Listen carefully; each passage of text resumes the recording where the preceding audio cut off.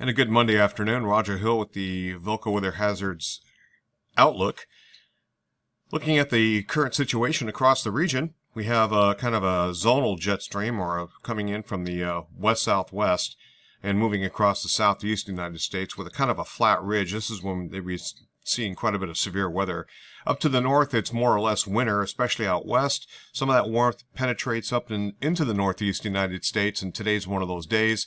We're going to see that going on kind of back and forth just a little bit, with numerous shortwave troughs going through and weak weather systems because of that.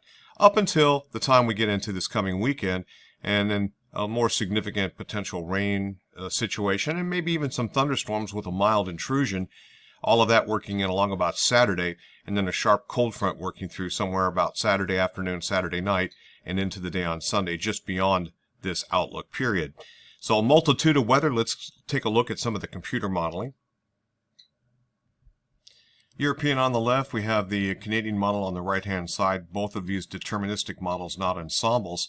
Needless to say, we do have that precipitation off to the west of us, and so as we run the model, you can see right up through 21Z, that's about 5 o'clock this afternoon, we're going to start to see some wet snow start to work in parts of southern and sort of central parts of Vermont. And that gets into the region, roughly about the Barrie-Montpelier area and points south. The Canadian model is just a little bit further to the north. And this is going to work through and peak out, looks like during the evening hours. And then this is a 6-hourly total, so it's already starting to decrease by the time we're around 2 o'clock in the morning on Tuesday. And then it pulls on away with this area of low pressure, as you can see, tracking through and then off to the south and east of our region. That opens the door for some better conditions, but Tuesday could have a couple flurries. You can see just a little bit of action here, pretty minuscule stuff. Beyond that point, it looks like high pressure tries to build in here, and it's kind of complex, but we're starting to see kind of northern branch streams, jet streams start to push in a shortwave trough, and that's going to produce kind of a frontal boundary. This will take place again at night. That's going to be along about Wednesday night. As we go into Wednesday night, linger a little bit into Thursday morning, and then high pressure starts to build in for a portion of the day on Thursday. There could be a couple isolated flurries in the northern areas yet again, but by the time we get into Friday, we have better ridging of higher pressure. However, this system's going to work in pretty quickly, and it's going to start the day, start in the afternoon, I should say, on Friday. And we're going to see that changeover from snow going to rain. And this is a fairly potent system, as it's crossing the upper plains and into the Great Lakes. It's going to deepen just a bit. And there is some potential that this string here, this is a frontal boundary, could produce some thunderstorm activity as it moves on through along about Saturday afternoon. The timing might be really good, and we may have warm temperatures in the area. When I say warm, I'm talking still under, say, 65, but needless to say, that's what the European model gives us for a daytime high. 65 degrees on Sunday. Other models, they're lower, but not by a heck of a lot. So that system then blows on out. This is beyond the period. Probably some gradient winds on the backside of that departing area of low pressure if this were to remain true. And then also changing back to tailing off with some snow showers and eventually some snow flurries before better conditions begin to work in along about Sunday.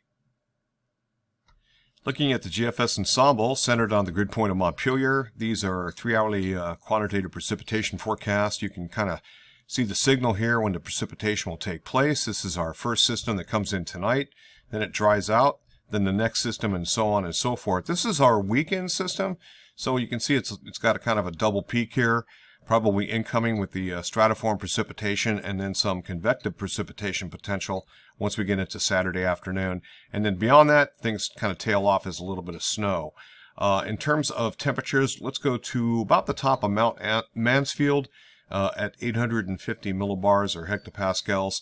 This is the current temperature, so all of this should be snow or maybe just a little bit of rain showers mixed in on the valley floors, primarily snow, and this should be primarily rain, and that's indeed what shapes up here. Looking at the precipitation types, you can see this green, that's rain, this is primarily snow, and so on and so forth.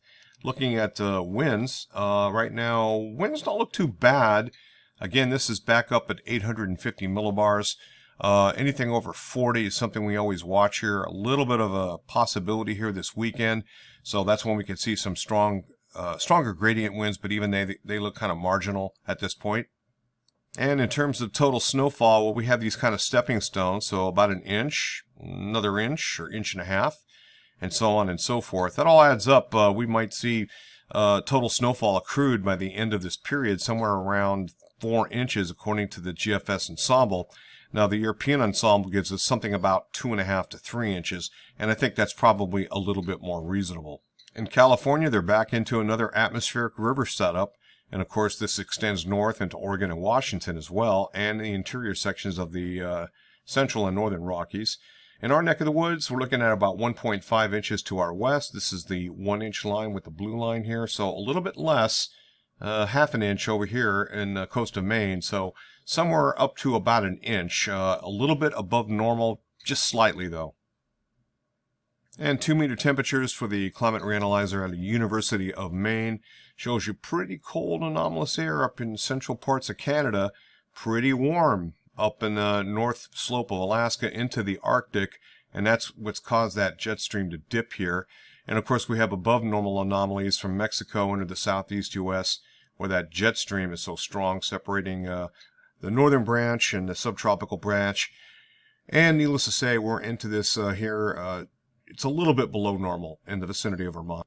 Next 5 days of meteorological output statistics weighted about 3 degrees below normal. Here's the neutral line, a little bit above normal as we were just looking at. And then about 3 days later, it looks like this. Looking at near normal, -3 up in the northern areas, but near normal in southern parts of Vermont. And we make some inroads here with warming temperatures in this particular section of the country from really the plains almost into the northeast United States. And looking at the total overall snow extent, that's the northern hemisphere. Let's take a look at North America. It's more reasonable.